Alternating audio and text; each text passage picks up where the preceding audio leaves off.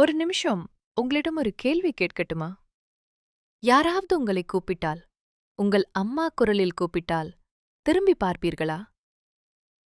பார்ப்பேன் என்று சொல்கிறீர்களா?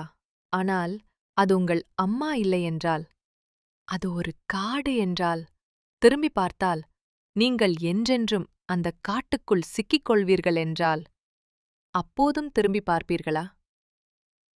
அப்படி ஒரு காடு இருக்கிறது. அங்கே என்ன நடந்தது என்று சொல்கிறேன். ஒரு கிராமத்தின் எல்லையில ஒரு பெரிய காடு இருந்தது. அந்த காட்டுக்குள் யாரும் போவதில்லை. ஏனென்றால் அந்த காட்டுக்குள் போனவர்கள் திரும்பி வருவதற்கு 3 நாட்கள் ஆகும். ஆனால் அவர்களுக்கு ஒரே 1 மணி நேரம்தான் ஆனது போல இருக்கும். நேரமே மாறிவிடும் அந்த காட்டுக்குள். அந்த கிராமத்தில் ஒரு சிறுமி வாழ்ந்து வந்தாள். அவளுக்கு பயம் என்றால் என்னவென்றே தெரியாது. எந்த கதை கேட்டாலும் சிரிப்பாள். எந்த இருட்டிலும் நடப்பாள். எந்த சத்தம் கேட்டாலும் திரும்பி பார்க்காமல் போவாள். ஒரு நாள் அவளுடைய பாட்டி சொன்னாள், அந்த காட்டுக்குள் ஒரு மரம் இருக்கிறது. அந்த மரத்தில் தங்க நிற இலைகள் இருக்கும். அந்த இலைகளை யாராவது பறித்துக் கொண்டு வந்தால் அந்த கிராமத்துக்கு எந்த தீங்கும் வராது என்று. ஆனால் ஒரு நிபந்தனை. காட்டுக்குள் நுழைந்த பிறகு ஒருபோதும் திரும்பி பார்க்கக்கூடாது. என்ன சத்தம் கேட்டாலும், யார் கூப்பிட்டாலும் திரும்பி பார்த்தால் காட்டிலேயே சிக்கிக் கொள்வார்கள் என்றென்றும். சிறுமி முடிவு செய்தாள், அந்த மரத்தை கண்டுபிடிக்கப் போவதாக. அடுத்த நாள் அதிகாலையில் சிறுமி காட்டுக்குள் நுழைந்தாள். முதல் அடி வைத்ததுமே காற்று மாறியது. வெளியில் சூரியன் எரிந்து கொண்டிருந்தது. ஆனால் காட்டுக்குள் மஞ்சள் நிற வெளிச்சம் மட்டும் இருந்தது. மரங்களின் நிழல்கள் உயிருள்ள பிராணிகள் போல நகர்ந்தன. சிறுமி நடந்தாள், நடந்தாள், நடந்தாள். பாதை இல்லை, திசை தெரியவில்லை. ஆனால் ஏதோ ஒரு சக்தி அவளை ஒரு திசையில் இழுத்துக் கொண்டே போனது. திடீரென்று அவளுக்கு பின்னால் ஒரு சத்தம் கேட்டது. நடுக், நடுக், நடுக். யாரோ நடக்கிற மாதிரி. சிறுமி நின்றாள், சத்தமும் நின்றது. சிறுமி நடந்தாள், சத்தமும் நடந்தது. யாரோ அவளை பின்தொடர்கிறார்கள். பாட்டி சொன்னது நினைவுக்கு வந்தது.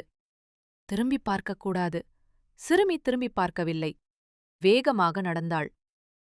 இப்போது இன்னொரு சத்தம் வந்தது. ஒரு குரல், மிகவும் இனிமையான குரல். அவளுடைய அம்மா குரல் போல. அந்த குரல் கூப்பிட்டது. இங்கே வா, இங்கே வா என்று. சிறுமியின் கண்களில் கண்ணீர் வந்தது. அம்மா குரல் கேட்கிறது. திரும்பி பார்க்கணும் போல இருக்கு. ஆனால் சிறுமி திரும்பவில்லை. கண்ணீரை துடைத்துக் கொண்டு மேலே நடந்தாள். இப்போது காடு மாறத் தொடங்கியது. மரங்கள் நகர்ந்தன. பாதை வளைந்தது. தரை அதிர்ந்தது. காடே உயிர் பெற்றது போல இருந்தது. சிறுமியின் இதயம் வேகமாக அடித்தது. ஆனால் கால்கள் நிற்கவில்லை. நடந்தே கொண்டிருந்தாள். திடீரென்று எல்லா சத்தமும் நின்றது. காடு அமைதியானது. காற்று நின்றது. ஒரு ஆழமான பெரிய அமைதி. சிறுமி கண்களைத் திறந்தாள். அவள் முன்னால் ஒரு பெரிய மரம் நின்றது. அந்த மரத்தின் இலைகள் தங்க நிறத்தில் ஜொலித்தன. ஒவ்வொரு இலையிலும் ஒரு சிறிய ஒளி இருந்தது. நட்சத்திரங்கள் மரத்தில் பூத்திருப்பது போல. மரத்தின் அடியில் ஒரு சிறிய நீரூற்று இருந்தது. அந்த நீர் வெள்ளி நிறத்தில் ஒளிர்ந்தது. மரத்தைச் சுற்றி நீல நிற பட்டாம்பூச்சிகள் பறந்து கொண்டிருந்தன. அவை இருளிலும் ஒளிர்ந்தன. சிறுமி மெதுவாக மரத்தை நெருங்கினாள். கையை நீட்டினாள். ஒரு தங்க இலையைத் தொட்டாள். அந்த நொடியில் மரம் முழுவதும் ஒளிர்ந்தது. ஒரு பெரிய வெளிச்சம் காடு முழுவதும் பரவியது. சிறுமி கண்களை மூடிக்கொண்டாள். வெளிச்சம் அவ்வளவு பிரகாசமாக இருந்தது. வெளிச்சம் குறைந்ததும் சிறுமி கண்களைத் திறந்தாள். என்ன ஆச்சரியம்! காடு முற்றிலும் மாறிவிட்டிருந்தது. பயமுறுத்தும் இருண்ட காடு இல்லை. அதற்கு பதிலாக அழகான பச்சை நிற மரங்கள், வண்ணமயமான பூக்கள், சிறிய முயல்கள் ஓடிக்கொண்டிருந்தன. மான்கள் புல் மேய்ந்து கொண்டிருந்தன. பறவைகள் பாட்டு பாடிக்கொண்டிருந்தன. அப்போது சிறுமிக்கு புரிந்தது, அந்த காடு ஒரு சாபத்தில் சிக்கியிருந்தது. யாரோ ஒருவர் பயமின்றி திரும்பி பார்க்காமல் தங்க மரத்தை வந்து தொட்டால் சாபம் நீங்கும் என்பதுதான் ரகசியம். காட்டின் சாபம் நீங்கிவிட்டது.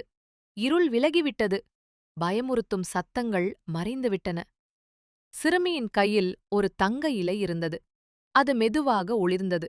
சூடாக இருந்தது. இதயத் துடிப்பு போல அதில் ஒரு துடிப்பு இருந்தது. சிறுமி காட்டிலிருந்து வெளியே வந்தாள். கிராமத்தில் எல்லோரும் ஓடி வந்தார்கள். 3 நாட்கள் ஆகிவிட்டன என்று சொன்னார்கள். ஆனால் சிறுமிக்கு ஒரு சில மணி நேரம் போலதான் இருந்தது. அன்றிலிருந்து அந்த காடு மாயக்காடு அல்ல. அது ஒரு அழகான காடு ஆனது. மக்கள் அந்த காட்டுக்குள் நடக்கச் சென்றார்கள். குழந்தைகள் விளையாடின. பறவைகள் கூடு கட்டின. அந்த தங்க இலை கிராமத்தின் கோயிலில் வைக்கப்பட்டது. இன்றும் அது ஒளிர்ந்து கொண்டிருக்கிறது. நீதி. பயம் என்பது நம் மனதில் இருக்கிறது, நம் முன்னால் அல்ல. திரும்பி பார்க்காமல் முன்னே நடந்தால் எந்த இருளையும் வெல்லலாம்.